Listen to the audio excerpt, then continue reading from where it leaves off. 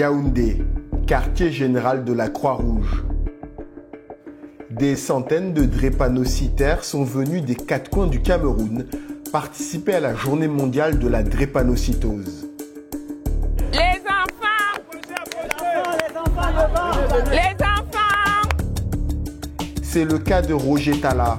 Il a répondu à l'appel de Lydie Zemeka, figure de proue de la lutte contre la drépanocytose. Maman, non, je suis là. La drépanocytose, méconnue, elle alimente beaucoup de superstitions. La drépanocytose, chez moi, on prend ça que c'est le rat qui tue les enfants. Alors, c'est ce que je suis en train de faire, la marche, pour montrer à mes gens à Batoul que nous sommes. La drépanocytose n'est pas une maladie causée par la sorcellerie. Le thème que nous avons pris là, c'est sur la prise en charge des malades. Que les malades même d'abord se prennent en charge. Oui. Parce que nous-mêmes, nous devons aussi nous prendre en charge, connaître notre maladie. Donc, le thème de cette année est très important. Très important. Et c'est bien que tu sois venu, tu iras leur transmettre ce que tu auras appris ici. Lydie Zemeka dirige l'association Convergence Drépanocytose, plateforme qui regroupe toutes les associations camerounaises mobilisées contre la maladie. Depuis 2015, nous travaillons avec l'ISCD et le ministère de la Santé pour sensibiliser sur cette maladie et voir comment on peut améliorer la prise en charge des personnes drépanocytaires pour que leur vécu soit meilleur. Les associations ont un rôle très important du fait qu'au sein des associations, on se sent moins seul face à cette maladie qui est orpheline, où les malades, les parents de malades sont stigmatisés. À l'intérieur des associations, on se sent moins seul. Et puis, il y a un partage d'expériences. Vous voyez, on apprend beaucoup de choses au sein des associations. Mais aussi, ce sont les associations qui peuvent mieux porter le plaidoyer parce que ce sont les malades qui peuvent mieux porter le message, qui peuvent mieux dire ce dont ils ont besoin. Devant, allez vous mettre. On va commencer. Les enfants devant, s'il vous plaît. Ça va, on l'a trouvé, merci. Devant.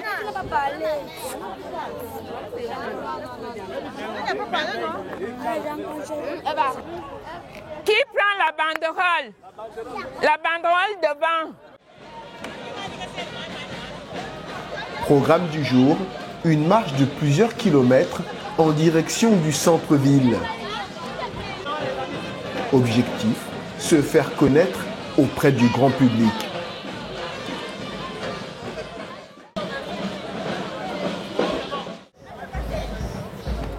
La marche.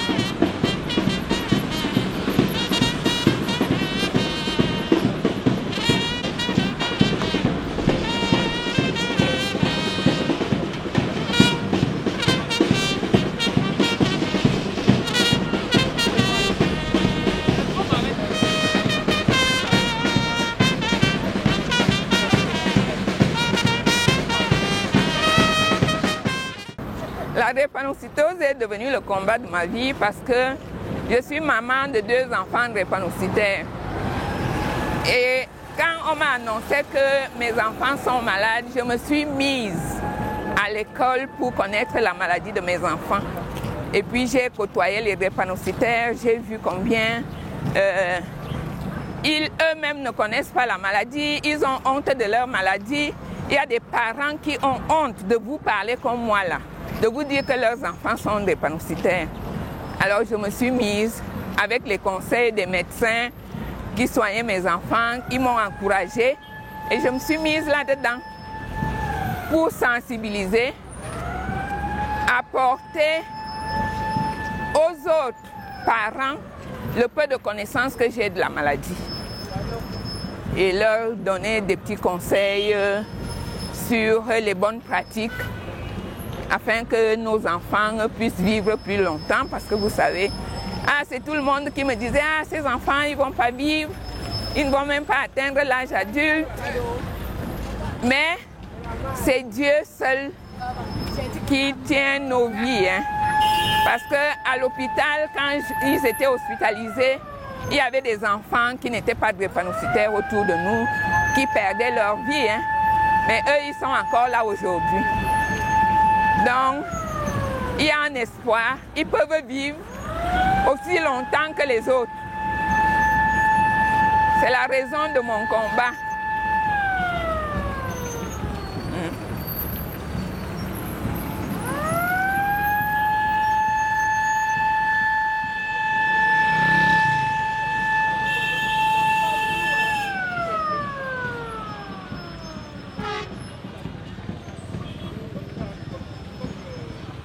Il y a beaucoup de choses qui sont faites. On a aussi la chance que notre première dame se soit intéressée à cette maladie. Du coup, pour les jeunes enfants, ici à Yaoundé, dans la fondation qui porte son nom, elle a fait créer une unité de prise en charge de la drépanocytose. Ça fait que les enfants en bas âge sont de mieux en mieux pris. Et à Douala, le Lions Club, par exemple, a aidé pour la création d'un centre. Donc, il y a beaucoup, et le gouvernement fait aussi beaucoup. Il y a beaucoup de choses qui sont faites. Il y a beaucoup de choses qui sont faites par rapport à 10 ans, 15 ans aujourd'hui, où moi, j'avais commencé à militer pour... à militer dans la cause. Donc beaucoup de choses sont en train d'être faites, mais nous pensons que on peut faire plus. Et justement, qu'est-ce que vous attendez alors? Le plus, qu'est-ce que vous attendez? Le plus, c'est que si l'enfant en bas âge est vraiment bien pris en charge, parce que les pédiatres s'intéressent beaucoup à la maladie. Nous voyons de plus en plus aujourd'hui des personnes drépanocytaires devenir adolescentes, devenir adultes. Donc il faut que pour les adultes aussi, parce que les problèmes sont différents, suivant les âges, que pour les adolescents et pour les adultes, qu'on puisse aussi faire quelque chose pour leur prise en charge, pour qu'elles se fassent de façon meilleure.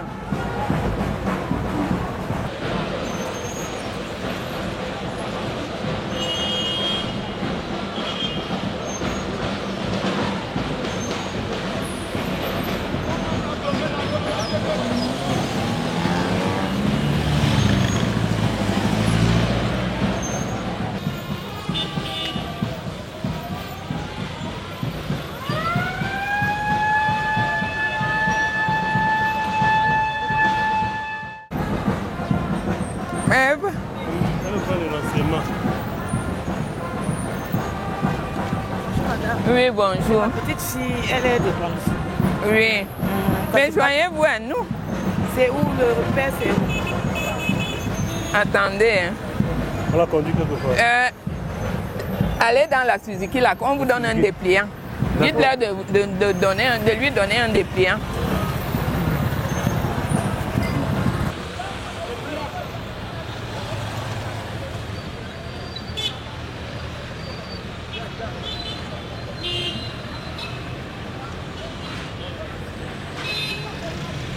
Vous voyez, c'est un exemple de sensibilisation. Elle est venue vers moi me dire qu'elle a sa petite fille qui est drépanocytaire. Comment elle peut faire pour nous rencontrer? Pour ça que j'ai demandé qu'on lui donne un dépliant, il y a toutes les informations dessus, il y a nos numéros de téléphone, elle pourra nous contacter. Donc la marche a quand même son importance.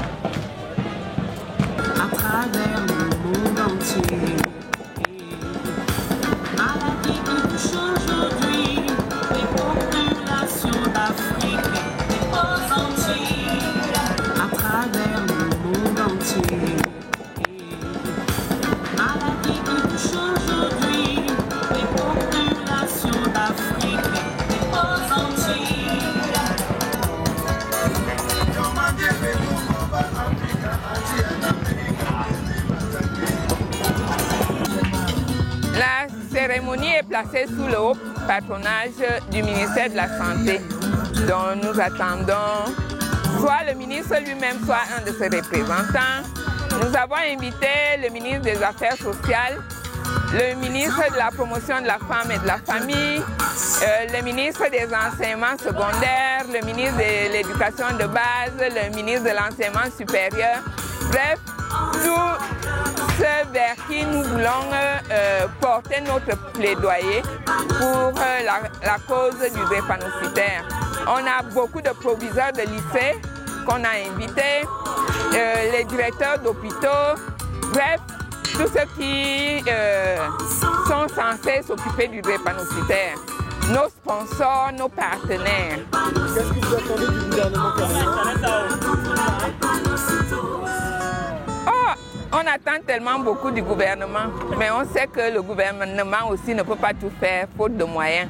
Mais là, nous voulons quand même demander au gouvernement de créer... Les hôpitaux existent déjà, donc vraiment, ce n'est pas un investissement d'aller construire un hôpital, mais qu'au niveau de chaque hôpital régional, parce que comme vous voyez, on a des drépanocytaires dans toutes nos régions. Qu'au niveau de chaque hôpital régional, il y ait une unité de prise en charge de la drépanocytose. Et qu'à Yaoundé, la capitale de notre pays, un centre de référence. C'est notre rêve que nous portons auprès du gouvernement.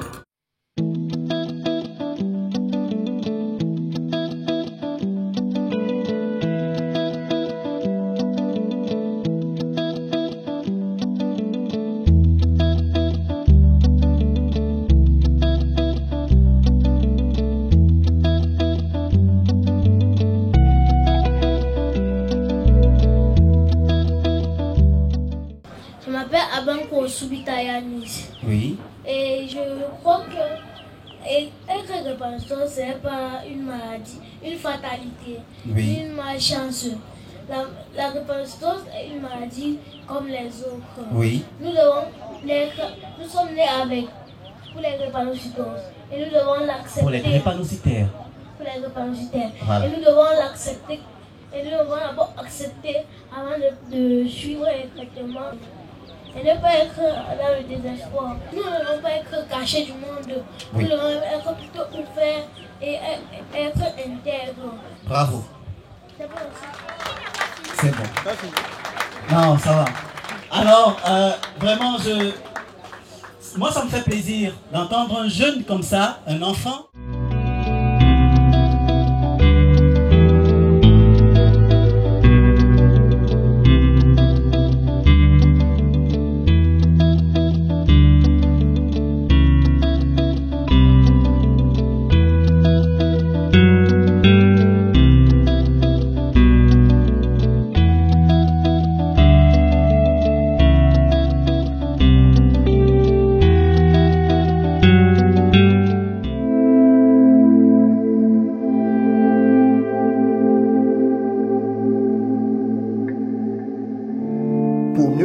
Les souffrances endurées par les drépanocytaires, nous nous rendons chez Paul Valère et Esther Osubita.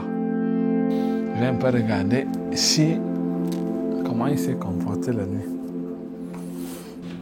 Les drépanocytaires souffrent de crises de douleur régulières. C'est le cas de Excel, 5 ans. Excel. Comment? Tu as encore eu mal? Oh. Le pied, c'est... La drépanocytose est une maladie génétique qui déforme l'hémoglobine contenue dans les globules rouges. Ces derniers sont alors fragiles et rigides et créent des bouchons dans les vaisseaux sanguins. Les crises sont dues à la mauvaise irrigation en sang de certains organes et peuvent à la longue entraîner leur destruction. Il est drépanocytaire comme tant d'autres, comme ses frères et sœurs. Donc, de temps en temps, ils ont des douleurs, soit au niveau musculaire, les deux jambes par exemple. Son cas, actuellement, la nuit, le mal s'est déclenché sur les cuisses et les genoux, les deux jambes entières. Parfois, ça se complique. Après 1 heure, ça peut revenir au dos. Ça devient le dos. Parfois, quand tu essaies d'atténuer le dos, c'est les bras. On espère que ça ne va pas se compliquer pour qu'on aille à l'hôpital pour le moment. Ça va. Excellent. Tu es aux cuisses la nuit, là où quand je le massais. Moi, je prends souvent moi de dormir. Je ne voulais pas te déranger.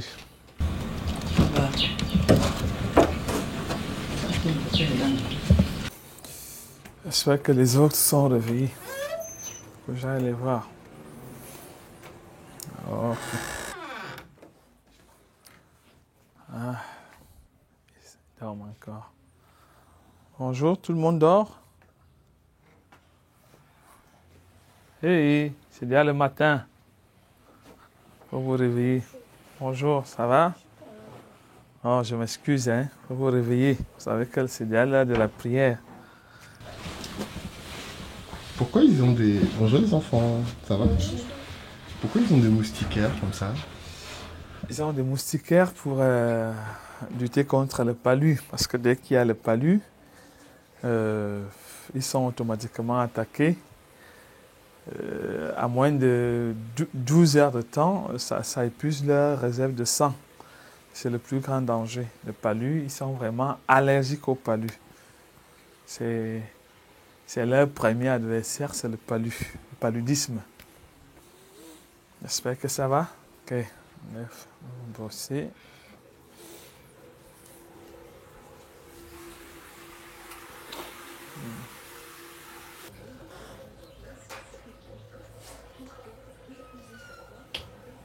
Ces 2 pieds, pareil, on a eu le même symptôme. Tu as toujours mal? Tu as toujours mal, papa? Toujours le pied. Lui, il a eu mal. Je suis un pied. Et puis, il avait, au niveau du ventre, il avait des difficultés pour respirer. Bon, je lui ai acheté des parties de médicaments hier.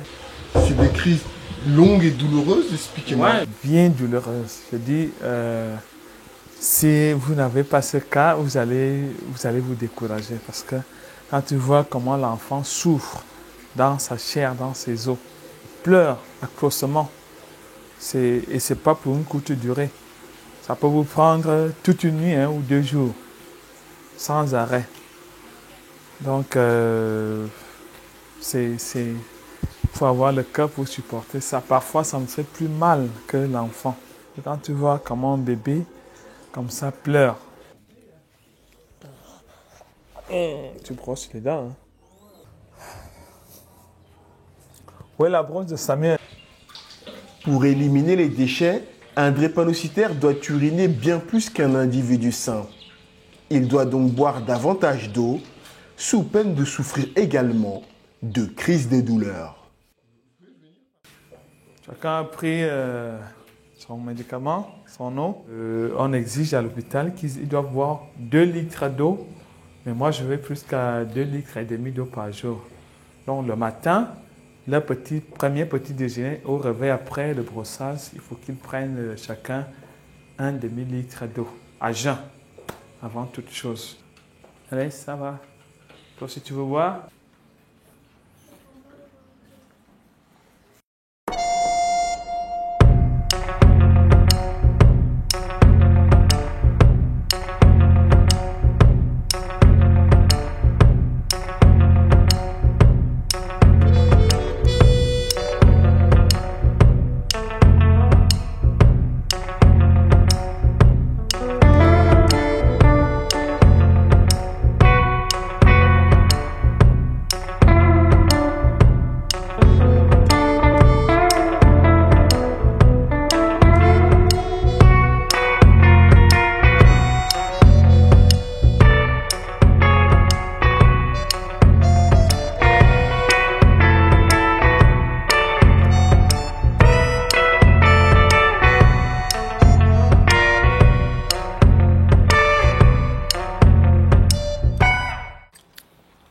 C'est ma fille aînée. Elle s'appelle Zuniga Atuba. Elle est A. Elle est saine.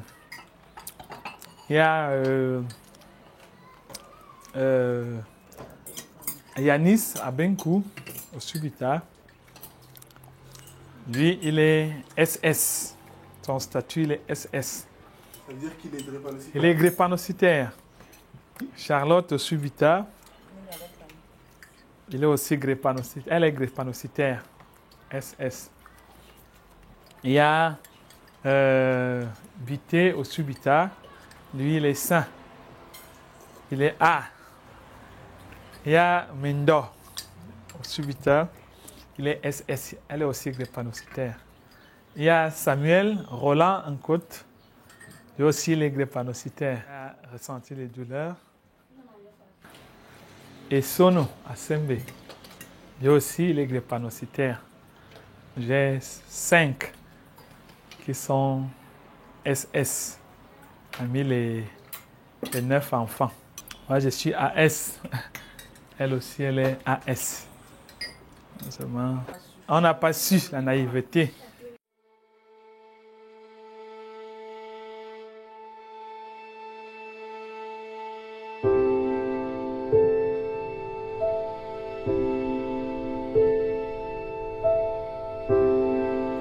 Des années plus tard, les deux parents sont encore marqués par les circonstances dans lesquelles ils découvrent la maladie de Yanis. C'est en 2014 que je découvre que Yanis est drépanocytaire. 7 ans après sa naissance, il allait déjà à l'école, il vaquait à ses occupations. Une nuit, après une bonne journée passée avec les 3 enfants, pendant mon sommeil avec mon épouse, je me fais réveiller par des cris.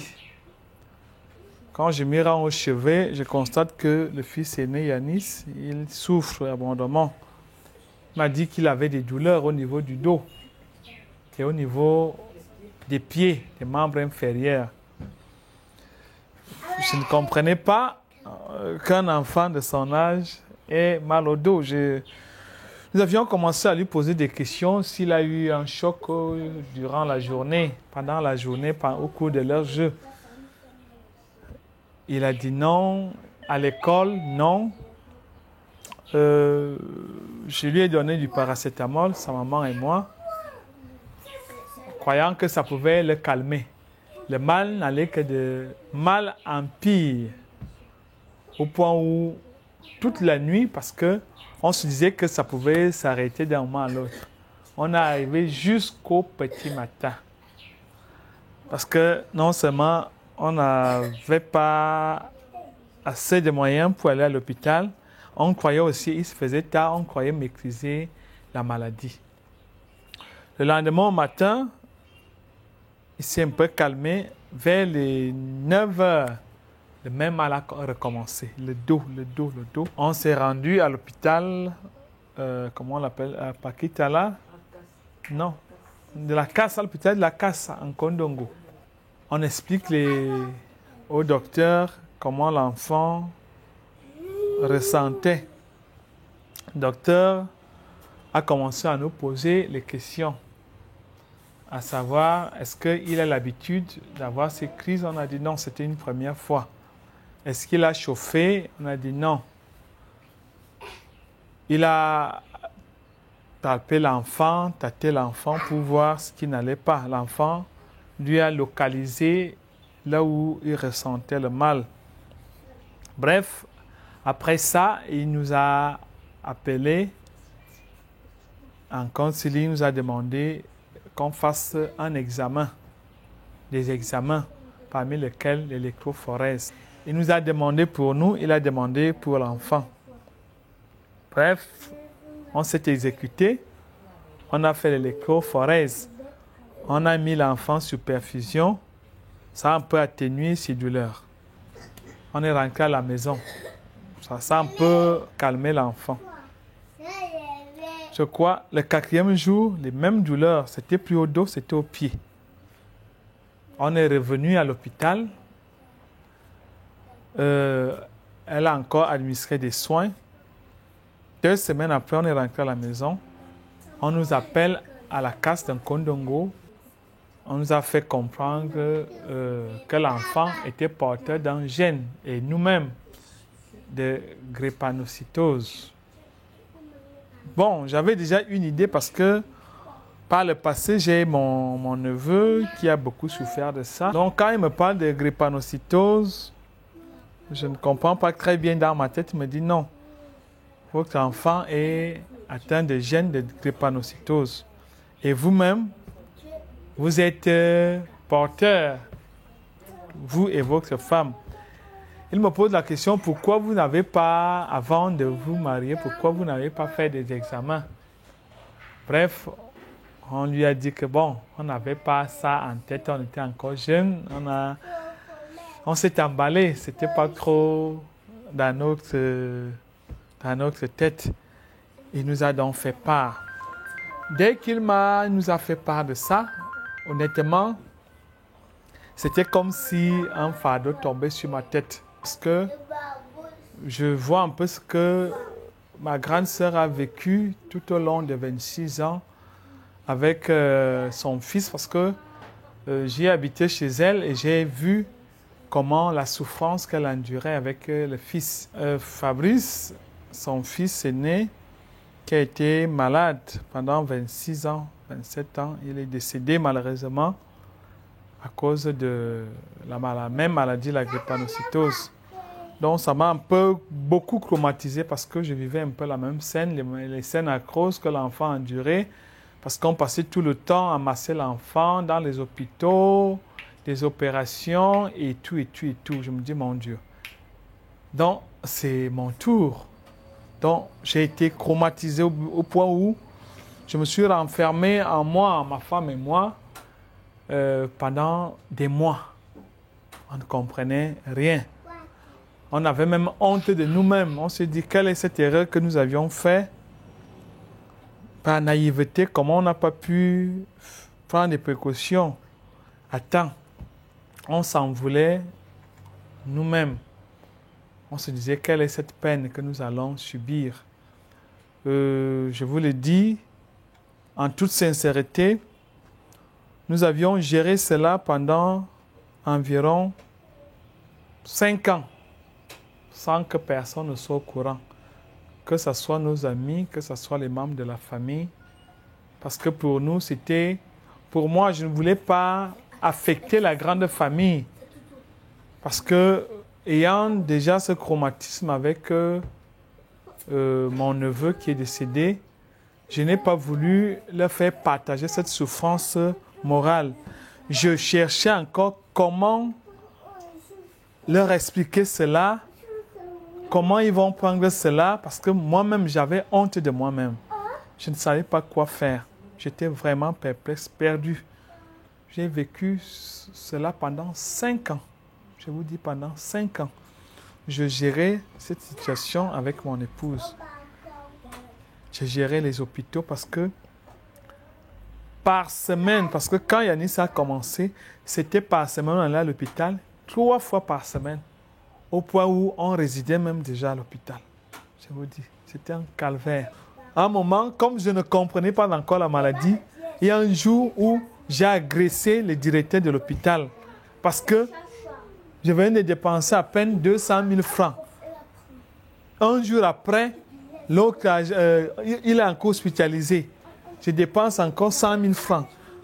La même semaine, on était hospitalisé 3 fois. Je ne comprenais pas exactement le phénomène, comment ça se passe. La 3e fois, je suis arrivé, je suis allé agresser la directrice de l'hôpital. Je lui ai dit, mais vous n'arrivez pas à soigner mon enfant? Pourquoi vous êtes en train de m'escroquer de l'argent? Pourquoi une maladie, vous n'arrivez pas à la soigner en une semaine? J'ai l'impression que c'est vous qui provoquez ça pour m'escroquer de l'argent. C'est là où il m'explique, il me dit, non, mon fils, vraiment, j'ai l'impression que vous ne comprenez même pas encore la maladie auquel vous souffrez et vos enfants. C'est une maladie qui peut se manifester, qui peut déclencher, même pas l'émotion de l'enfant. Si l'enfant est trop content, ça peut déclencher. Si l'enfant est trop triste, ça peut déclencher. Si il est dans le chaud, dans le froid, ça peut déclencher. Donc, c'est une maladie que vous allez vivre avec l'enfant pour le moment à vie, le temps qu'on n'a pas encore trouvé les médicaments. Je suis allé à l'hôpital Chantal Biya. J'ai fait l'examen, même à la deuxième, parce qu'on m'a demandé à Charlotte. Je me suis retrouvé qu'elle aussi, elle était SS. J'ai dit, c'était un autre scandale. En dehors de Yanis, je me retrouve encore avec une situation. Mon Dieu. La même routine a commencé, maladie sur maladie, maladie sur maladie, maladie sur maladie, maladie sur maladie. Fréquence de 2 fois par semaine, chacun d'eux. 2 fois par semaine. Ma famille, à un moment, ils ne comprenaient pas. Je n'arrivais pas à leur dire, mais ils constataient que j'étais en difficulté. Je ne communiquais plus avec la famille. Je suis resté dans mon cadre restreint. Je gérais mes problèmes parfois. Qu'est-ce que les enfants souffrent? J'étais obligé de dire des âneries. J'ai dit, ils ont le palu, J'étais obligé. À un moment, je ne parvenais plus parce que quand c'est arrivé au niveau, les moyens étaient déjà finis. Je ne savais pas quoi dire. Il fallait que je passe par les emprunts à gauche, à droite. J'étais obligé de solliciter les emprunts au sein des membres de la famille. Et il fallait qu'ils se rendent à l'évidence que les enfants sont malades parce qu'ils me prenaient déjà peut-être pour un moyen. J'étais obligé de les amener à l'hôpital pour qu'ils se rendent compte. Mais ils n'avaient pas encore percé le mystère. Quand je croyais, pour moi jusque-là, je croyais qu'à la fondation, il y aurait une solution définitive de guérison. Parce que je n'y croyais vraiment pas. Je me disais, bon, ça va, on va trouver un médicament le plus efficacement possible. Il n'y a que le VIH pour le moment qu'on ne peut pas trouver le médicament. Mais je me suis rendu à l'évidence qu'il n'y avait vraiment pas de solution définitive. Le choc est tel que le couple frise la rupture. Je me suis en voulu. J'ai même en voulu également à mon mari parce que je n'y croyais pas.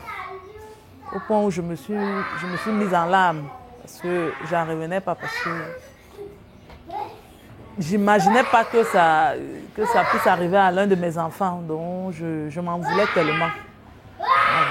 Au point lui-même, je l'ai en voulu énormément. Avec mon époux, on n'arrêtait pas d'être en désaccord, de se causer des torts, parce qu'on se disait toujours non, ça ne sert plus à rien qu'on soit ensemble, à ce point et tout et tout. Et puis on se rend compte que nous sommes déjà 3 enfants et tout. Donc c'était pas évident. On a failli nous séparer. Plusieurs fois même. Parce que on claquait. On n'arrivait pas à croire, on n'arrivait pas à supporter ni à gérer. Bon, c'est après quand le médecin a essayé de nous faire comprendre que non, la faute est certes à nous, mais ce n'est pas à nous en tant que tel. Mais peut-être qu'on a commis une erreur parce qu'on aurait d'abord dû faire des examens avant de décider de faire des enfants ensemble. En 2014, quand il fait sa première trise, on ne finit même pas l'année. Il fait une des trises où il fait une anémie sévère. Il se retrouve à 2% de taux d'hémoglobine. C'est là où on se retrouve chez les anglophones là-bas, Europe Service, où le médecin même, il a peut-être cru que nous sommes des parents qui sommes en train de s'amuser, dit que mais vous blaguez. On dit blague, on va dire que mais je veux le sang immédiatement pour cet enfant. Cet enfant a 2% de taux d'hémoglobine. Nous, on ne comprenait toujours rien. Même les patients qui étaient couchés à l'hôpital paniquaient parce qu'ils ont vu comment l'enfant est devenu pâle et tout. Nous, on voyait... En fait, moi, je ne voyais pas. Je voyais mon enfant normal, qu'il était normal et tout. C'est là où, quand on dit que non, il faut du sang immédiatement, c'est là où, quand il reçoit sa première transfusion, c'est là où je commence à accepter la maladie réellement parce que Jusque-là, je n'acceptais pas. Juste après la première transfusion de Yanis, sa soeur n'a même pas fait 3 mois aussi. Elle aussi, elle se retrouve dans la même situation où il faut la transfuser. Elle était à 3% des taux d'hémoglobine. Il a fallu qu'on la transfuse aussi. On l'a transfusée dans le même hôpital. Donc c'est là où on commence donc à se rendre à l'évidence. Vraiment, ça veut dire que c'est réel. Yanis aussi se souvient du calvaire qu'il a enduré pendant sa première crise. Les douleurs étaient quand même fortes. Je pensais que mes os se brisaient. C'était une atroce douleur. Tellement que je n'arrivais plus à parler. Et quand on a voulu m'emmener à l'hôpital, j'ai perdu connaissance. Une fois, il était vraiment touché. Il dit, papa, je préfère mourir. Je préfère mourir que de supporter ça. Je pense toujours à ça. Je pense toujours à cette fameuse nuit-là. Mon enfant, il ne connaissait pas ce que c'est que la mort. Il me dit, papa, je préfère mourir que de supporter la douleur. Je n'ai pas pu résister. Je n'ai pas pu résister. Il m'a redonné la force. J'ai commencé à prier, ça m'a redonné la force. Et j'ai pris courage. Je remercie, lui-même il a commencé à accepter la maladie.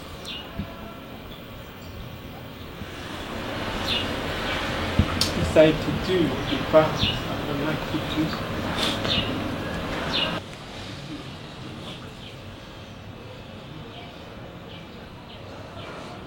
Mais par la grâce de Dieu, on commence à tenir moralement.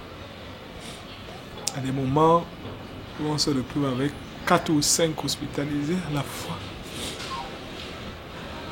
Parfois, on se sent honteux. Les gens nous regardent comme si on était exclus. Bon. Mais on a appris à supporter cela. Bon, ça commence déjà à aller. Moi, j'ai senti mal la première fois quand je lui demande que quand tu as la crise, tu ressens comment? Je dis que maman, je ne peux pas t'expliquer parce que j'ai l'impression, quand il y a une crise, j'ai l'impression de parcourir 5000 km.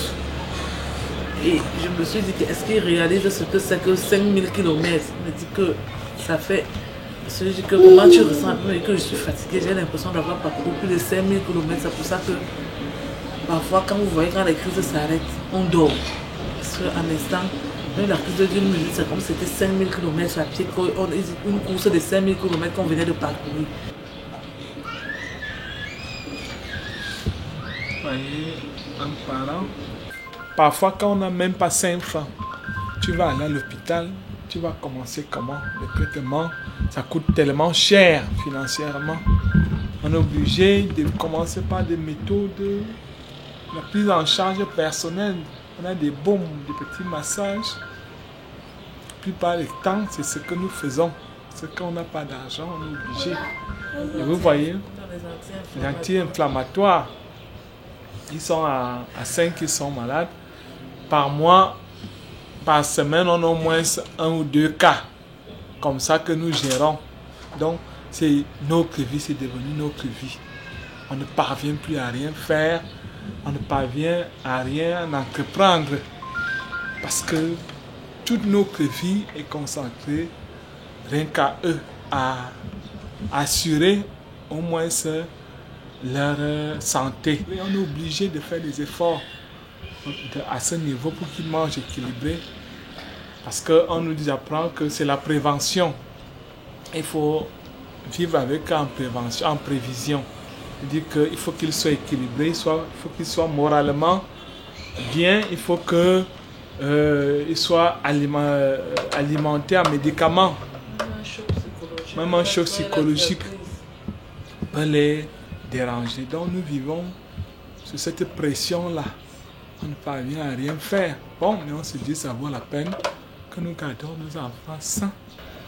On ne parvient même pas à payer nos loyers, nos factures, parce que c'est très dur.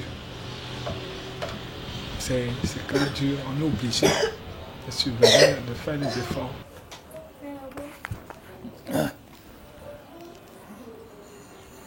Bon, je vais aller chercher l'argent pour les médicaments. Vous restez ça, je fais le ménage, hein.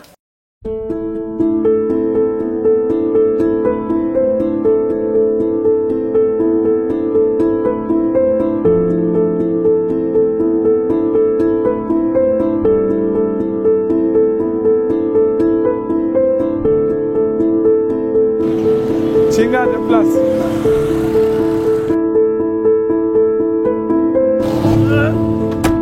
Chinga. Ok, on va. Je suis carrefour là. Je vais à la pharmacie.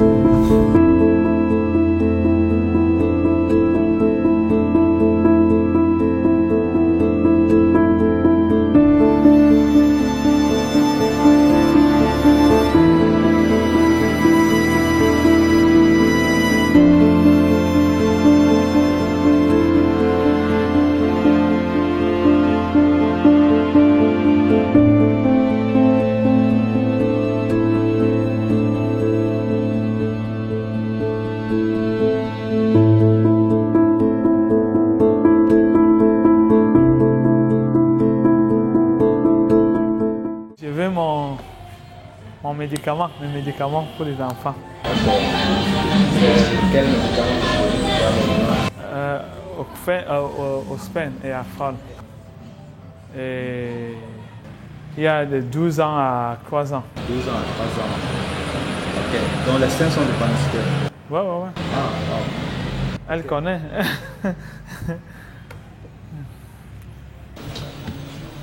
Et vous recevez beaucoup de patients drépanocytaires dans votre pharmacie, monsieur?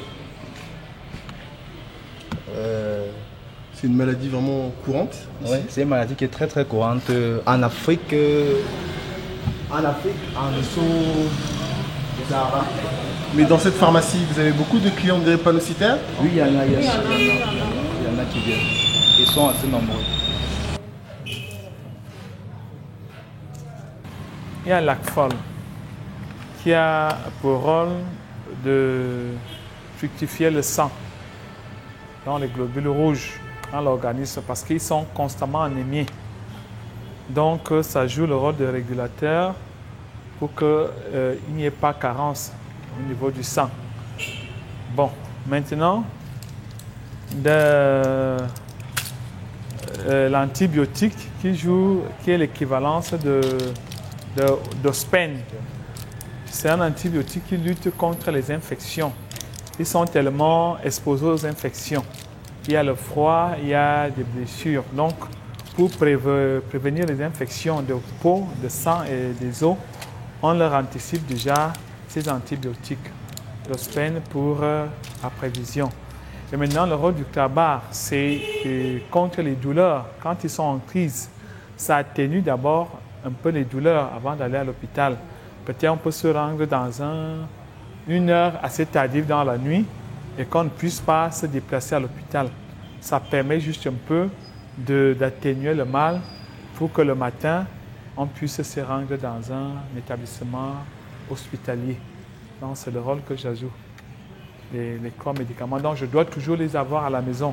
Ils sont sous traitement de cet Afol et de cet antibiotique. Ils vivent de ça. Donc, chaque jour, ils doivent le prendre.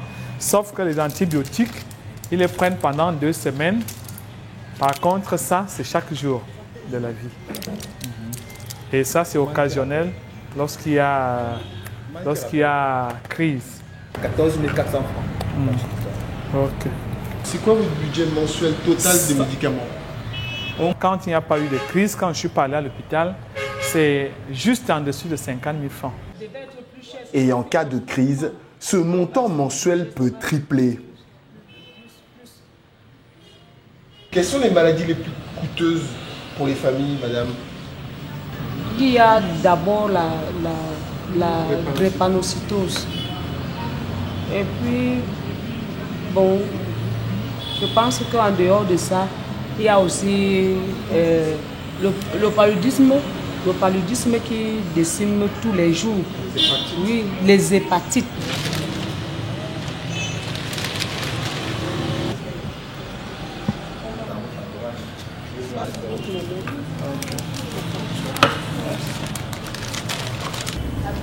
Merci.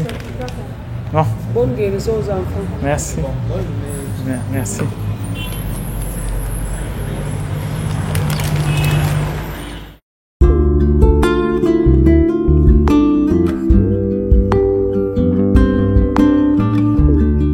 Après la pharmacie, direction le marché pour acheter de la nourriture.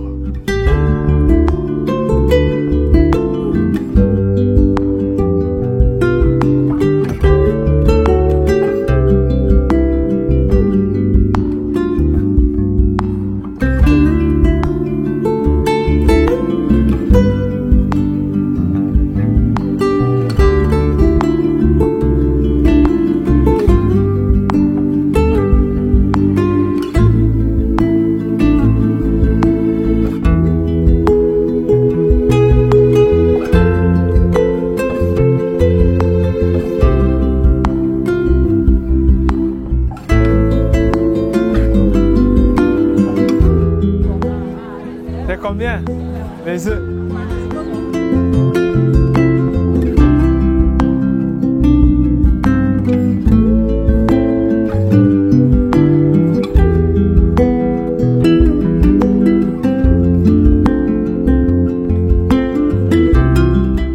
Les enfants drépanocytaires, vous savez qu'ils doivent avoir une alimentation équilibrée.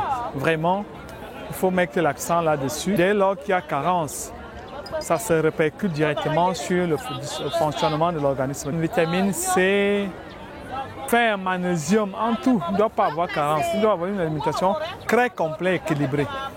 Je dois dépenser pour rien que pour leur alimentation, en moyenne, 150 000 francs. La viande, le poisson, les œufs, du lait, des fruits et des légumes. Soit au total un budget mensuel moyen d'environ 300 000 francs CFA pour les médicaments et la nourriture. La drépanocytose pèse également lourdement sur le devenir économique des familles.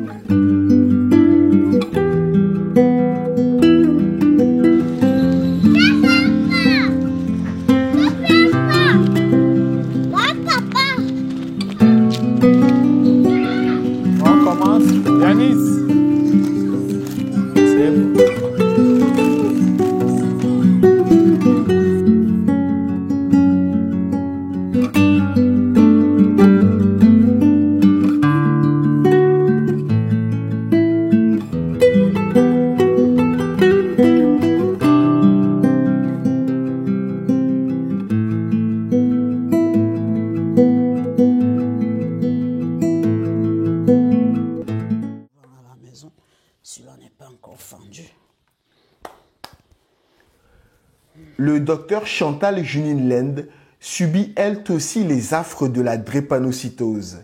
Ses 4 enfants en sont victimes et la maladie en a déjà emporté 2.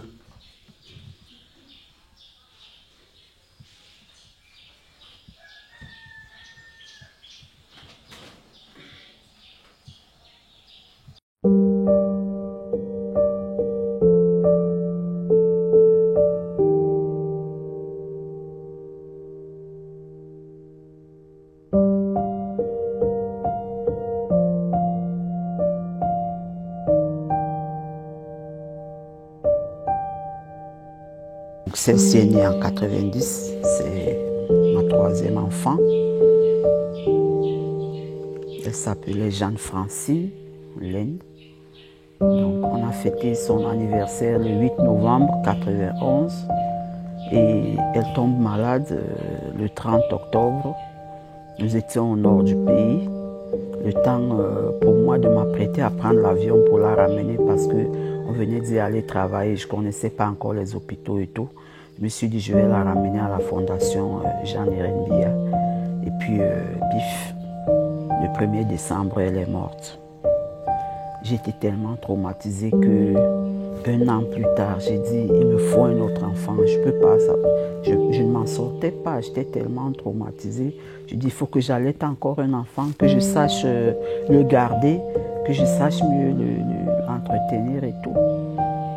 Ce qui m'était d'ailleurs déconseillé parce que j'accouchais par césarienne, mais je me suis entêtée et j'ai fait ce monsieur qui pour moi était la totale consolation. Et il était, comme vous le voyez là, ici là, c'est exactement le jour de son anniversaire. Seulement à 1 an, il marchait bien. Et lorsqu'il a atteint 19 mois, il a développé des infections ici aux chevilles, à cet âge-là.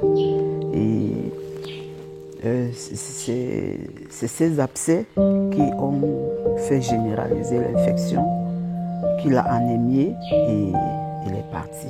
Il est parti à 19 mois. Donc, à partir de ce moment-là, j'ai compris qu'il ne suffisait pas de vouloir pour garder un enfant drépanocytaire, mais peut-être qu'il y a autre chose. Alors, j'ai passé toute ma jeunesse à essayer de me battre, aussi bien pour les miens que pour tous les enfants drépanocytaires que j'ai rencontrés dans la rue, dans les hôpitaux où je travaillais. Je n'ai jamais arrêté le combat.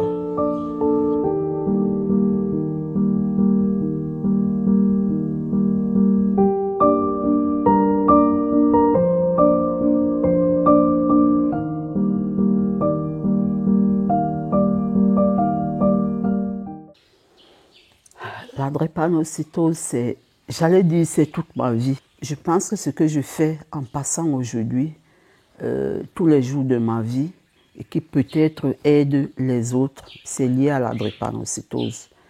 Parce que à un certain âge, j'étais une jeune fille plutôt belle, une jeune dame plutôt intelligente, pleine d'avenir. Et je pense que j'aurais été inutile à la société si je n'avais pensé qu'à moi, à mon avenir, à mes aptitudes. Même mes études à l'université, je les ai interrompues à cause de la drépanocytose parce que je me suis dit, il faut que j'apporte quelque chose dans la prise en charge de mes propres enfants. Aller à l'hôpital à tous les coups, ça ne suffira pas. Donc c'est elle qui m'a orientée vers la médecine que j'ai faite. Et je dis, à tous les coups, j'ai rendu service dans la société parce que je me tourne toujours pour dire à une maman, je vois que l'enfant là est peut-être drépanocytaire. Voyez, est-ce que vous lui donnez assez de fruits? Est-ce qu'il boit assez d'eau? Est-ce que, comme il a ceci, vous savez que vous devez vite soigner de peur que, par conséquent, je pense que à travers ma propre expérience, peut-être que j'aurais été utile à la société à cause de cette maladie.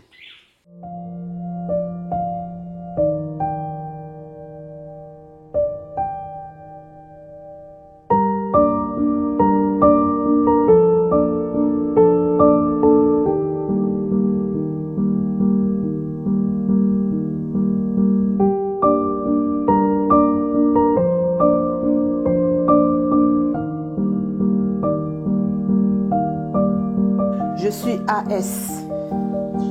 Lorsqu'on est AS et que mon mari aussi est AS, nous avons mathématiquement une chance sur 4 de faire un drépanocytaire. Mais au finish, nous avons fait 4 drépanocytaires, donc on a eu 4 chances sur 4 de faire un drépanocytaire. Voici Josiane, sa fille rescapée.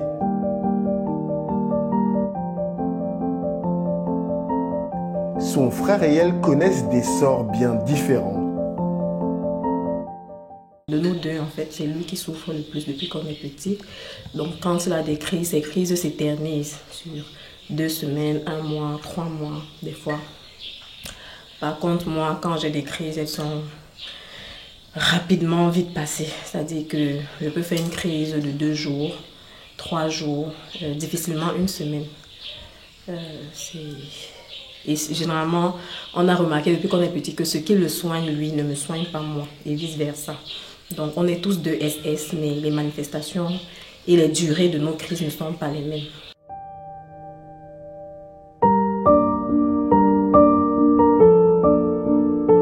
Mère et filles s'emploient désormais à venir en aide aux drépanocytaires et le combat se mène notamment dans les médias.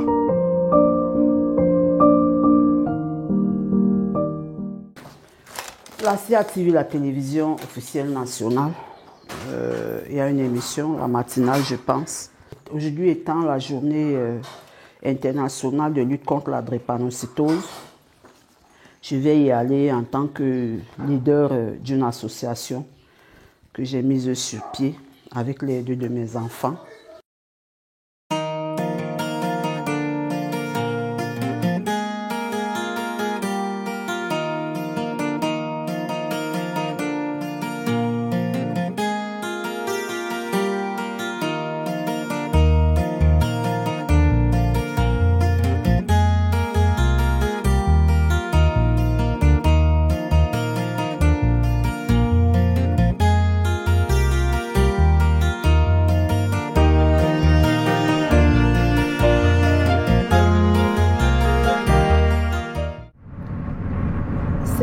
Les médias servent beaucoup plus à sensibiliser le public, à médiatiser notre combat, parce que la drépanocytose n'est pas une maladie connue du grand public. La drépanocytose est mystifiée chez nous, on la prend pour de la sorcellerie et il faut maintenant amener les gens à comprendre que c'est une maladie congénitale. Et en plus, c'est une maladie qui, bien encadrée, peut laisser vivre, même si on ne vit pas normalement comme la majorité des personnes. Donc, lorsqu'on va dans les médias, c'est pour amener les gens déjà à se faire tester, à faire tester leurs enfants. Et la drépanocytose, c'est une maladie qui intéresse les médias camerounais? Pas vraiment. Pas vraiment. La drépanocytose... Comme c'est le 19 mai aujourd'hui, on va avoir quelques interviews, quelques débats, mais à part ça, c'est pas un grand sujet. Pourquoi? Mais je pense que la plus grande raison, c'est que la drépanocytose n'est pas, j'allais dire, financée. Les médias vont là où va l'argent.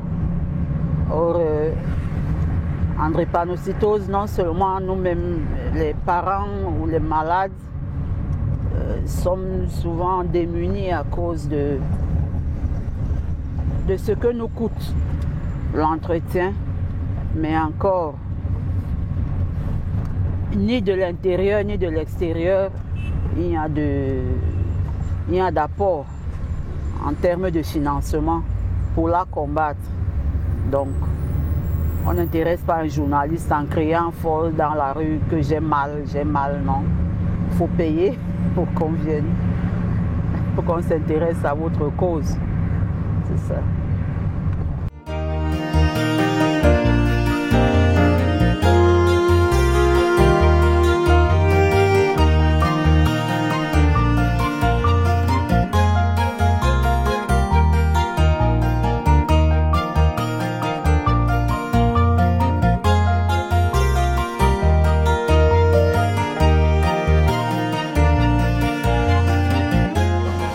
Bonjour monsieur. Madame Laine. Madame Laine. Ah, ok, venez, on va vous conduire au maquillage.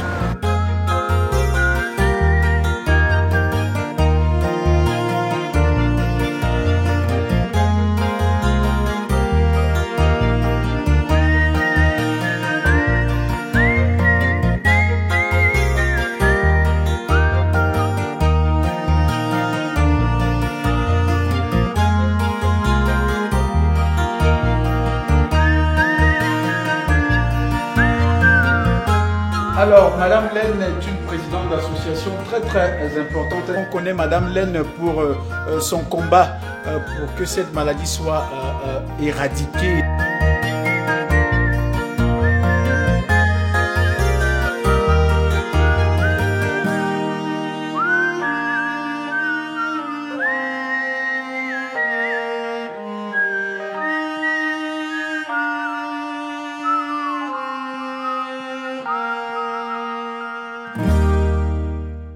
vous êtes coordonnatrice d'une association. Dites-nous un tout petit peu quelles sont les activités de votre association. Commençons par là. Aujourd'hui, jour J, nous avons organisé des tests gratuits de drépanocytose. On a demandé aux jeunes, à monsieur tout le monde, de venir dans notre centre de santé partenaire où nous avons laissé la machine d'électrophorèse pour se faire tester gratuitement. Par exemple, nos téléspectateurs qui nous regardent veulent se rendre dans un des centres partenaires, comme vous le dites si bien, pour effectuer un test de drépanocytose. Où doit-il se rendre? Au centre de santé Sainte-Désirée, à Fougerolles. Il y a une grande route qu'on est en train de travailler qui va au stade de Lembe. Juste en face, il y a la plaque qui est située en plein marché. Après ces tests que vous appelez monsieur tout le monde d'aller faire, qu'est-ce qui est prévu en dehors de ceci? Ceux qui seront testés positifs, nous allons les répertorier et nous allons d'ailleurs essayer de répertorier tout le monde vraiment dans les quartiers et beaucoup plus en zone rurale parce que nous nous sommes dit ici en ville, il y a déjà plus d'une association, il y a plus d'un hôpital, plus d'un médecin qui suit les drépanocytaires. Nous aimerions que ce combat soit déporté en zone rurale où plein d'enfants naissent drépanocytaires et meurent sans avoir jamais été diagnostiqués. Et pour tout le monde là-bas, c'est la sorcellerie. Parce que tellement les crises sont récurrentes et douloureuses et l'enfant n'arrive pas à vivre normalement, il n'y a que la sorcellerie. Donc nous aimerions que, autant que faire se peut, notre lutte se déporte vers les districts de santé qui sont en zone rurale pour que là-bas, on teste aussi les gens et qu'on les prenne en charge, notamment par des conseils pour l'hygiène de vie, par la façon de manger, la façon de s'habiller et surtout la façon d'aller à l'hôpital. Parce que, comme je dis que dans la tête du citoyen lambda, c'est la sorcellerie, ça fait que souvent on court vers Alain Mimbo qui ne peut pas apporter la réponse adéquate. Il faut donc convaincre les parents que ces enfants ont une maladie parmi tant d'autres et que cette maladie peut être prise en charge par la médecine ordinaire. Madame Laine, bon vent et continuez de lutter pour les droits des drépanocytaires au Cameroun. Merci. Merci. C'était l'invité sur CRTV News. Et nous rappelons que la lutte contre la drépanocytose figure depuis 2009 parmi les priorités de l'OMS pour la zone Afrique, l'Organisation mondiale de la santé. Elle va débarrasser de l'autre côté. Elle avait un autre ici. Non, ça va, j'en ai juste.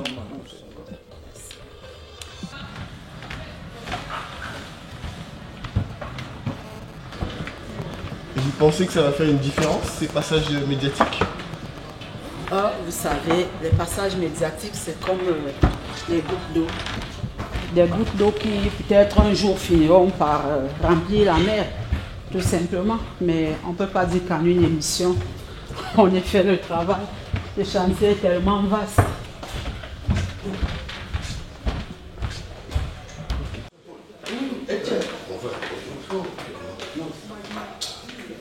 D'abord, chez nous là, le studio.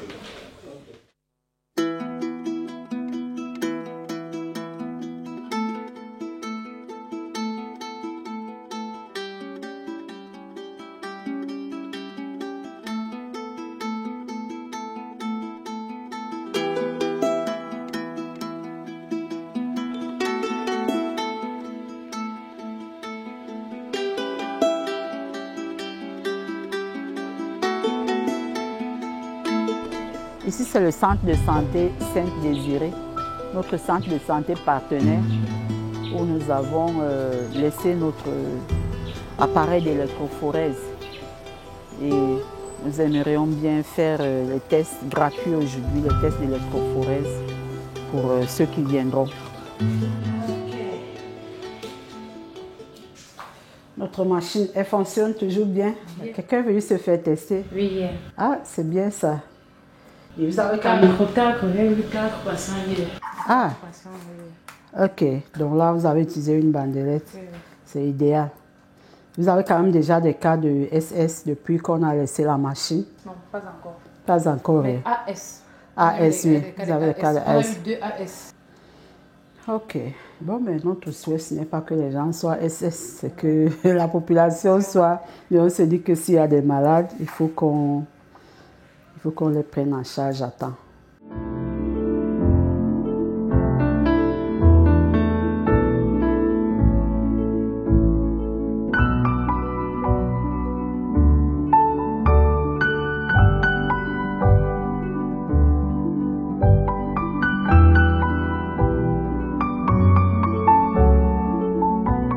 Eric et Nadine ont regardé l'interview du docteur Len à la télé ce matin. Ils prévoient de se marier, mais la drépanocytose pourrait menacer de mettre un terme à leur avenir ensemble. J'ai entendu, nous avons entendu parler de la campagne de dépistage de la drépanocytose à travers les médias, notamment Sciatique, ce matin à Bonjour. Bon, nous venons tous les deux parce que c'est important pour les progénitures, les enfants. On compte avoir des enfants et c'est très important de prévenir les risques de drépanocytose. Il y a toujours une petite crainte parce qu'en cas de résultats qui n'arrangent pas nos couples, ça peut aller jusqu'à la séparation. Si les résultats ne sont pas...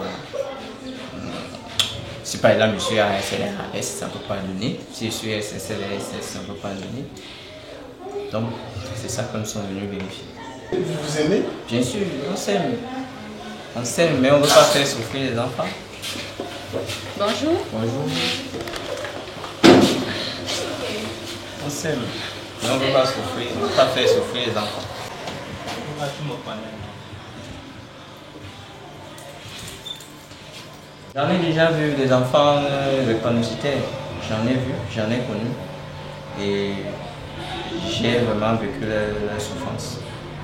C'est pourquoi je répète encore, on tient vraiment à faire ces examens de proforesse. Et vous êtes d'accord, mademoiselle, avec ce qu'il dit? Je suis d'accord. Si on de nos enfants, on ne peut pas se mettre en couple quand on a souffrir. Donc, ça arrive, le mieux c'est de les séparer. C'est une journée un peu décisive alors. Oui, très décisif. D'où la crainte. D'où la crainte. D'où la crainte. Comment vous vivez ça, mademoiselle? Vous avez l'air triste, mademoiselle. Vous avez peur? J'ai pas du tout peur. Mais vous n'avez pas peur de perdre l'homme que vous aimez? Si c'est que la volonté de Dieu soit faite. Si c'est mon homme, il n'y aura pas à dire, mais si c'est pas le cas, on va faire comme on peut faire.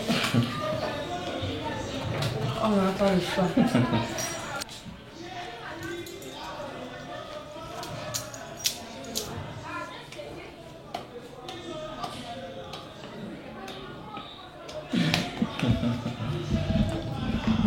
Ça va aller. C'est qui t'aime.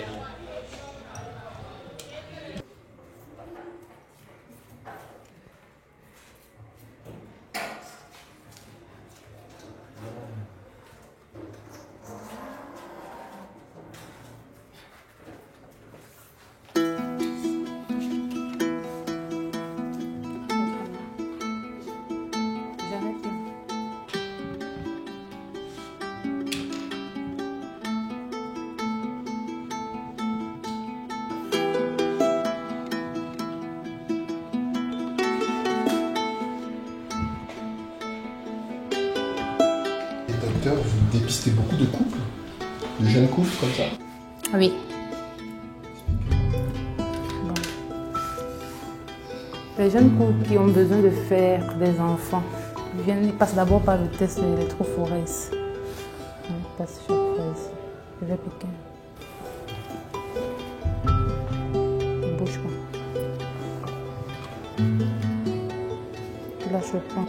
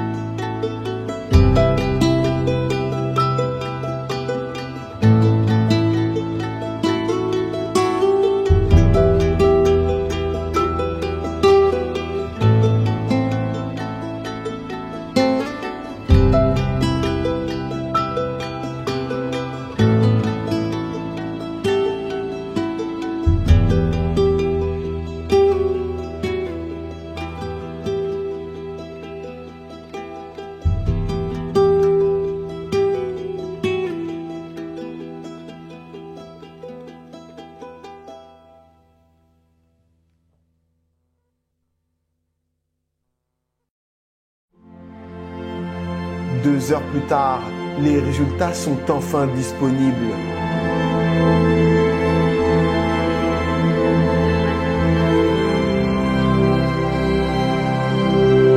Dieu soit loué, ils sont tous deux parfaitement sains.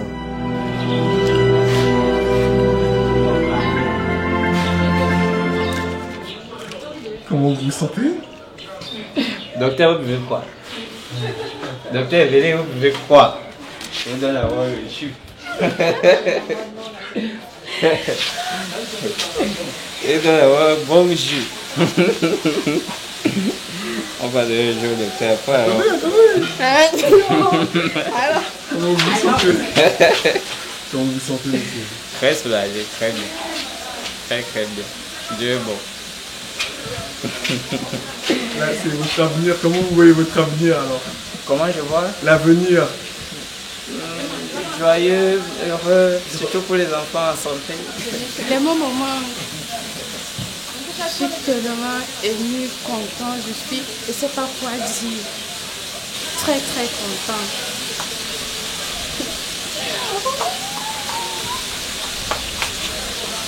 Oh Seigneur, tu n'oublies pas tes enfants. Ta promesse est en train de s'accomplir dans ma vie. Comment ne pas te contempler? Comment ne pas te dire merci Seigneur? Gloire à toi. Tu es fidèle. Tu es excellent. Tu es un père qui se souvient toujours de ses enfants.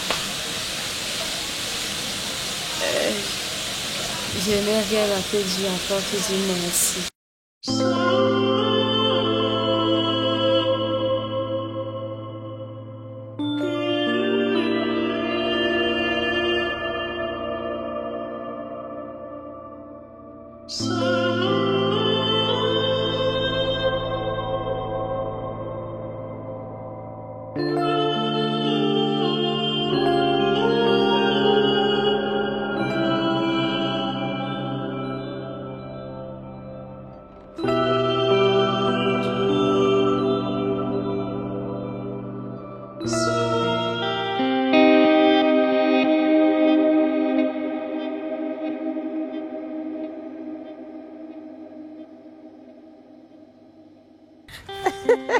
Ça va? Tu étais un peu en train de jouer avec les amis. Non, maman t'a dit que je venais à la maison aujourd'hui. Allons, allons. De retour chez Yanis et sa famille. Aujourd'hui, ils reçoivent la visite de Joséphine Tematio de l'association IECD.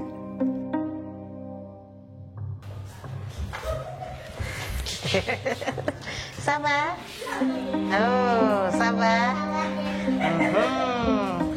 Cette dernière est spécialisée dans le dépistage néonatal de la drépanocytose et l'éducation thérapeutique des malades. Bonjour, ça va? Très bien. Petit Samy, ça va? Ah, ça Samy encore. Voilà. Maës? Oui. C'est comment? Ça va. Un suivi incluant des visites à domicile pour aider les patients à mieux vivre avec la maladie. Le grand Yanis. Sinon, ça va passer. Ça va passer. Ça doit être une petite crise. Il est en train de... Samuel, ça va? Alors, mon bébé, vous vous portez bien? Ce matin que j'ai constaté même que ça gonflait.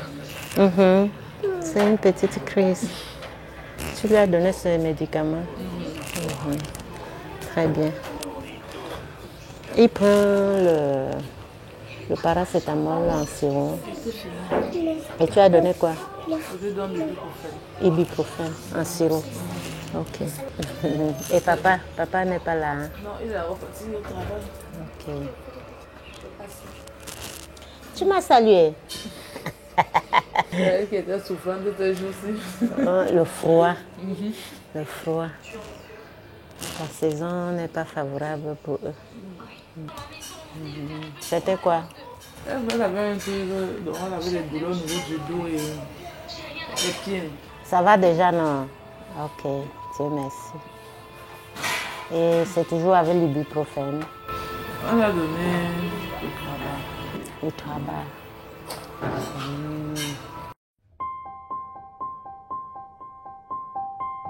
Madame Tematio apporte également un soutien psychologique à Yanis, qui vit mal les limites que lui impose la maladie.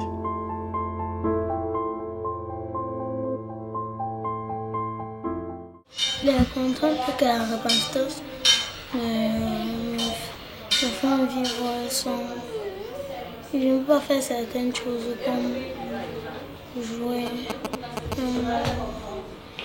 pratiquer des activités sportives que j'aime bien. Et je me sens toujours comme un enfant différent. Mais enfant, il me demande pourquoi je suis née comme ça.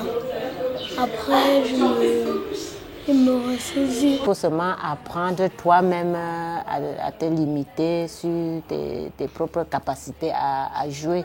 On ne sera pas toujours derrière toi en train de te parler, en train de dire non, ne fais pas ci. Il faut que toi-même tu t'appropries de ce que nous appelons les 10 règles d'or. Si toi-même tu commences déjà à respecter ça, personne ne sera plus là pour dire Yanis, non, ne fais pas ça. Si tu pars au foot, tu regardes l'heure, tu sais que bon, si les autres jouent 30 minutes, moi je dois jouer 15 minutes ou 20. Les 10 règles d'or, c'est les règles qu'ils doivent respecter pour bien vivre avec la drépanocytose. Il y a comme première règle d'or, il faut se faire consulter, il faut aller à l'hôpital, il faut respecter les rendez-vous que les médecins traitants leur donnent. J'essaie déjà de travailler avec les parents pour que ceux qui, après la pédiatrie, n'ont plus eu des visites à l'hôpital, essayent de recommencer encore pour avoir des médecins traitants. Ensuite, il y a des vaccins qu'ils doivent prendre. Le vaccin contre les méningites, contre la typhoïde et les hépatites. C'est des enfants qui sont très susceptibles à faire des infections. On doit contrôler s'ils sont bien vaccinés. Il y a l'hygiène. L'hygiène, en gros, l'hygiène alimentaire, l'hygiène vestimentaire, l'hygiène environnementale. Comme dans la maison, vous voyez, Yanis a fait le ménage ce matin. Avant de faire le ménage, il s'est bien brossé les dents. Il a fait son hygiène corporelle et ça va bien. Il y a l'hygiène alimentaire. On a beaucoup d'aliments variés, il y a beaucoup de légumes, beaucoup de fruits. Ils ne doivent pas faire de sport de compétition. On l'a trouvé au terrain, mais tout ce que je lui dis, c'est qu'il essaye de comprendre qu'il ne doit pas jouer comme les autres. Il doit jouer, oui, mais à un moment donné, il s'arrête. Ensuite, il y a les habits serrés. Ils ne doivent pas porter les habits serrés. Quand c'est trop serré, ça se voit à vue d'œil. Mais ça, c'est pas serré du tout. L'enfant, c'est son pantalon, c'est pas serré. C'est quoi les dangers des vêtements serrés? Ça bloque la circulation sanguine et ça peut occasionner une crise immédiatement. Quand l'habit est serré, la circulation est bloquée. Et alors là, le bilan, ça va, ils sont bien... Non, ils sont bien habillés, il n'y a pas de souci.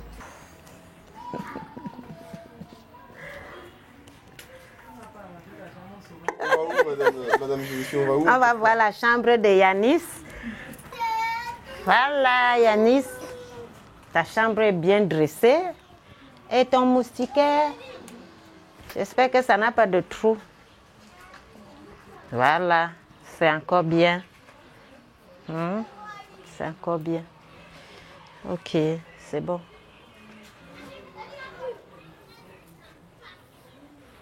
Ton lit est bien dressé. En matière d'hygiène, Yanis est parmi les premiers. Hein.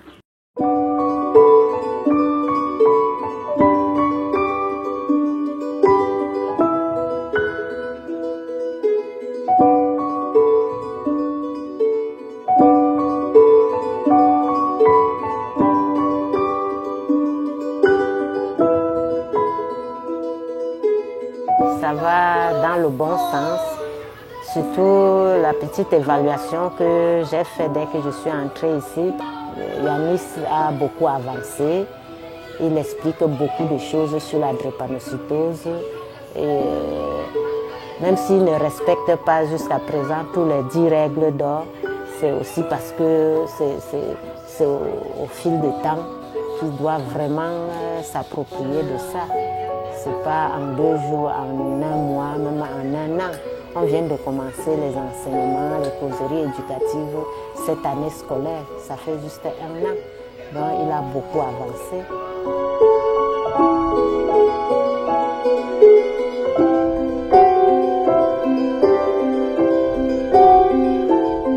J'aime bien rendre visite aux enfants parce que ça leur donne encore plus de force.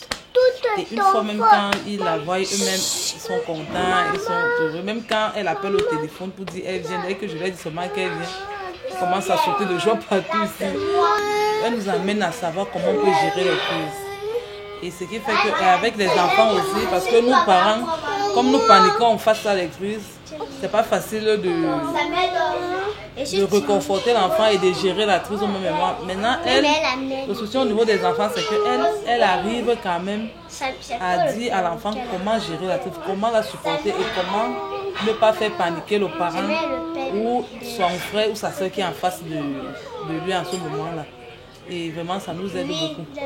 Parce que quand peut-être nos parents nous parlons, nous les faisons part de leurs règles d'or.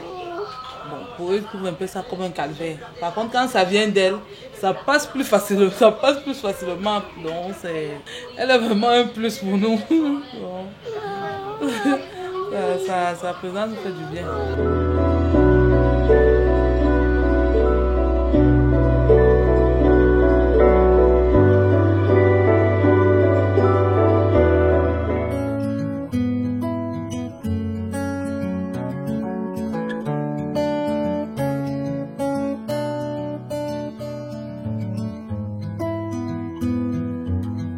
Nous retrouvons Joséphine Tematio. Elle anime aujourd'hui une causerie éducative auprès de jeunes malades et de leurs familles. Nous avons beaucoup de difficultés, surtout avec les enfants des lycées. J'ai beaucoup de soucis parce que sur une 50aine, il y a une 10aine seulement qui est suivie. Donc, quand ils sont encore chez le pédiatre, la maman monte, la maman descend. Et une fois au collège, ça diminue un peu. Alors, je profite de l'occasion pour attirer l'attention des parents. Quand il est au collège, quand il est au lycée, ça ne veut dire pas que la drépanocytose est partie. C'est vrai, il apprend déjà à respecter certaines règles d'or, à respecter les règles d'or en général. Mais son médecin traitant a une liste d'examens, de contrôle, même s'il n'est pas malade, qui doit permettre de se rassurer. Parce qu'il y a des maladies, avant que ça ne commence physiquement, ça a mis long à l'intérieur. Nous nous sommes rendus compte que ces enfants n'ont pas de médecin et nous nous sommes battus également pour voir dans quelle mesure on peut les orienter dans certains hôpitaux qui prennent en charge la drépanocytose. Et de ce fait, l'hôpital gynéco-pédiatrique de Goussou, pour le moment, a quelques médecins qui peuvent prendre en charge ces enfants. Donc, pour ceux qui sont présents ici, vous pouvez, si vous n'avez pas encore les numéros de téléphone de ces médecins, vous pouvez vous rapprocher et prendre ces numéros et les contacter. Je prie ceux qui sont ici, ne tombons pas dans le piège de l'ignorance. Par rapport aux parents des enfants drépanocytaires qui se cachent encore, qui ne veulent pas encore qu'on identifie leur enfant, je peux tout simplement dire que savoir qu'un enfant est drépanocytaire ne lui fait pas du tort, bien au contraire, parce que dans les établissements scolaires, quand le corps enseignant sait que l'enfant est drépanocytaire, il y a certaines mesures à prendre pour mieux encadrer ses enfants. Or, quand le parent demande à l'enfant de ne pas dire au corps enseignant qu'il est drépanocytaire, c'est très, très dangereux pour cet enfant parce que quand ils sont en classe, par exemple, c'est des enfants qui doivent boire beaucoup d'eau. S'il est en classe et qu'il a respecté cette règle de bien boire de l'eau, il faut absolument sortir pour vider sa vessie. Et si le professeur ne sait pas, il va voir un enfant qui sort à l'espace de 30 minutes 2 fois, il sera étonné et peut-être l'enfant va écoper une sanction. Et il y a aussi le fait que dans l'établissement, il y a le service social qui les accompagne aussi.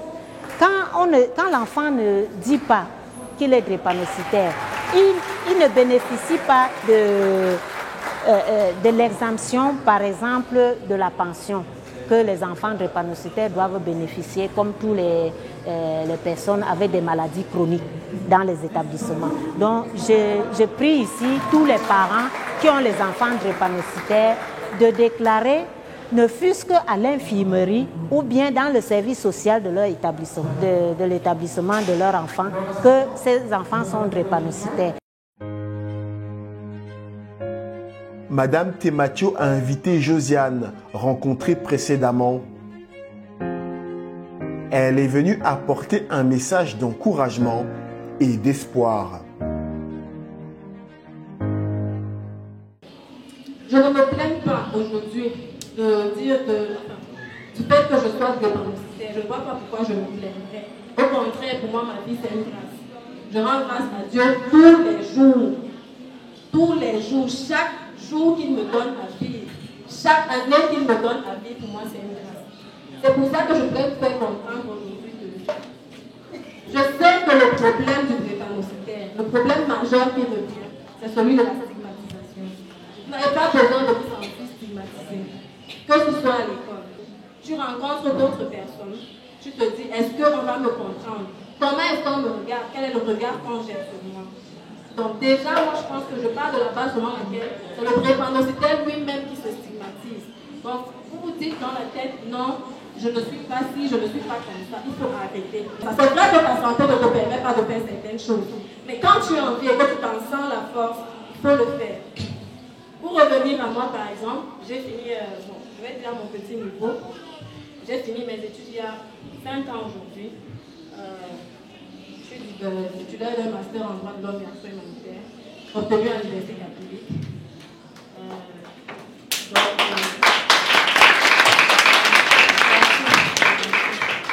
Il y a 3 ans que j'exerce dans le social, parce que qui dit humanitaire dit un peu social, on sait tous que ce n'est pas évident pour nous de faire exactement ce que nous faisons. Néanmoins, je suis aujourd'hui ce qu'on appelle un accompagnateur psychosocial des personnes avec des difficultés.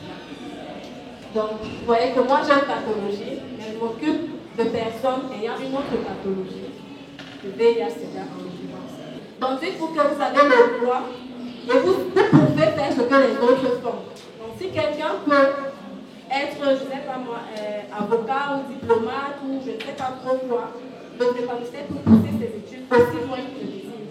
Ce que j'aimerais que mes petits frères, sinon mes enfants, comprennent aujourd'hui, c'est que être drépanocytaire n'est pas une fatalité, contrairement à ce qu'on pense. Ce n'est pas une fatalité et on vit normalement avec la drépanocytose. On peut être épanoui, on peut être heureux. Donc le drépanocytaire ne doit pas se dire que si ses camarades le regardent à l'école avec d'un regard différent, d'un regard de stigmatisation, c'est qu'on le met à l'écart. Non, il n'a pas à se mettre à l'écart de quoi que ce soit. Il n'a à se reprocher de rien. Ça, c'est quelque chose qu'il faut faire comprendre à tout le monde. Donc, l'enfant drépanocytaire, c'est un enfant qui a de l'avenir comme tous les autres drépanocytaires. Il a les mêmes droits que toute personne, malade ou pas malade du tout. Parce que c'est vrai, c'est une maladie que beaucoup ignorent, mais je pense que c'est notre combat aujourd'hui. Lutter contre le fait que on ne soit pas suffisamment informé sur la drépanocytose et qu'on ne fasse pas grand-chose en faveur de cette maladie.